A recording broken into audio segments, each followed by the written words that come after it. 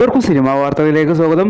ജോജു ജോർജിൻ്റെ ഏറ്റവും പുതിയ സിനിമയാണല്ലോ വരവ്. സിനിമ ഇന്നലെ വ്യാഴാഴ്ച സിനിമ റിലീസാകുകയായിരുന്നല്ലോ. സിനിമയുടെ വെള്ളിയാഴ്ച ദിനത്തെ കളക്ഷൻ ഇന്ന് ശനിയാഴ്ചയിലേക്ക് എത്തിയിരിക്കുകയാണ്. സിനിമയുടെ ഇന്നലെ വരെയുള്ള കളക്ഷൻ നമ്മൾ നോക്കുന്ന സമയത്ത് ഇന്നലെ വരെ സിനിമയ്ക്ക് നമുക്ക് കാണാൻ സാധിക്കും. ഇന്നലെ സിനിമയ്ക്ക് കളക്ഷൻ നെഗറ്റീവാണ് നമുക്ക് കാണാൻ സാധിക്കുന്നത്. ഇന്നലെ സിനിമയ്ക്ക് വെള്ളിയാഴ്ച ദിനമാണ്, സിനിമയുടെ രണ്ടാം ദിനമായിരുന്നല്ലോ. ഇന്നലെ സിനിമയ്ക്ക് നമ്മൾ എക്സ്പെക്ട് ചെയ്തൊരു കളക്ഷൻ വർധനമായിരുന്നു. എന്നാൽ സിനിമയ്ക്ക് ഇന്നലെ കളക്ഷൻ നെഗറ്റീവാണ് നമുക്ക് കാണാൻ സാധിച്ചത്.